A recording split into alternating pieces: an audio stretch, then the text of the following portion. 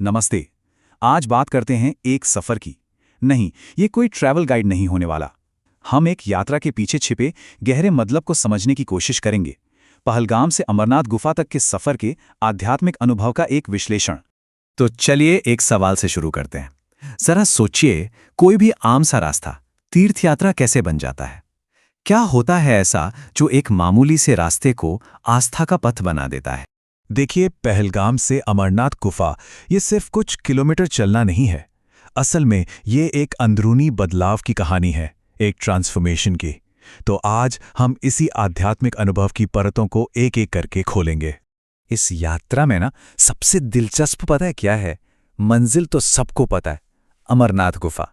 लेकिन असली चीज है वो रास्ता जो इंसान को पूरी तरह से बदल देता है। मतलब मंजिल तक पहुंचना उतना जरूरी नहीं जितना उस सफर में बदलना। तो सवाल उठता है, ये बदलाव, ये ट्रांसफॉर्मेशन शुरू कहां से होता है? पहला कदम, पहलगाम। और यहां पहलगाम का मतलब सिर्फ एक जगह नहीं है, कोई शहर या कस्बा नहीं। इसे समझिए एक दहलीज, एक थ्रेशहोल्ड, जहां से वो पवित्र यात्रा अपना असली रूप लेना शुरू करती है, जहां एक संकल्प जन्म लेता है। ये वो पॉइंट है, वो मोड़, जहां यात्री अपनी रोज की दुनिया, अपनी सारी चिंताएं, सब कुछ पीछे छोड़ देता है। ये एक फैसला है कि चलो अब साधारण को छोड़कर कुछ असाधारण की तरफ बढ़ते हैं। ठीक है, तो दुनिया पीछे छूट गई। अब आगे क्या? अब आता है इस अनुभव का सबसे अहम हिस्सा, चढ़ाई। और ये सिर्फ पहाड़ों पर चढ़ना नहीं है, नहीं, ये है आस्था का मार्ग, एक तरह की आध्यात्मिक परीक्षा। क्योंकि सच तो यह है कि असली चढ़ाई पहाड़ों की होती ही नहीं है, वो तो आत्मा की होती है।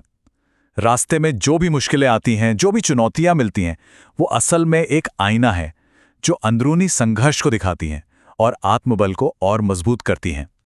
ये जो अंदर की चढ़ाई है वो 3 बड़े पड़ावों से होकर गुजरती है। सबसे पहले आता है संकल्प, मतलब यात्रा को पूरा करने का एक पक्का इरादा। फिर आता है परिश्रम, इसमें शरीर और मन दोनों की सहन शक्ति की परीक्षा होती है। और फिर तीसरा और सबसे मुश्किल पड़ाव, समर्पण, मतलब अपनी मंजिल तक पहुंचने के लिए अपने मैं को, अपने ईगो को पूरी तरह से छोड़ देना। और ये कोई ऐसी यात्रा नहीं है जिसे एक छलांग में पूरा कर लिया जाए। नहीं, ये तो कदम दर कदम आगे बढ़ती है।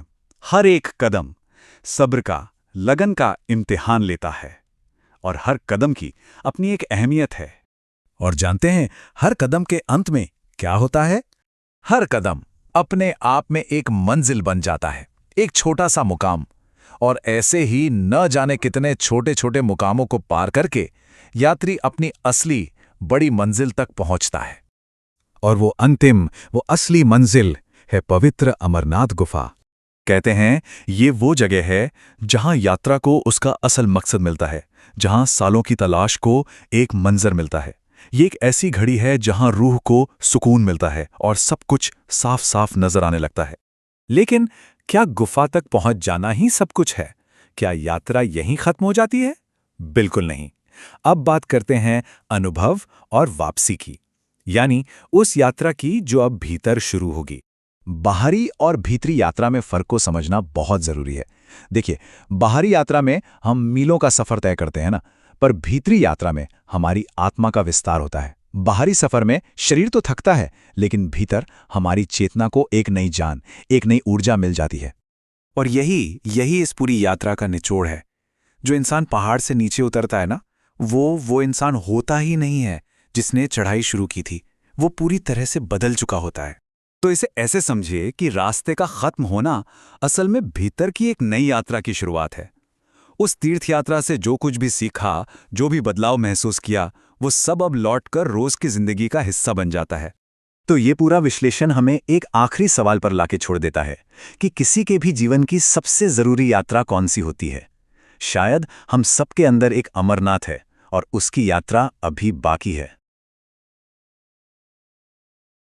अगर आपको ये वीडियो पसंद आए तो इस वीडियो को लाइक, शेयर और सब्सक्राइब करो और कमेंट्स में क्यों पसंद आई वो जरूर लिखो।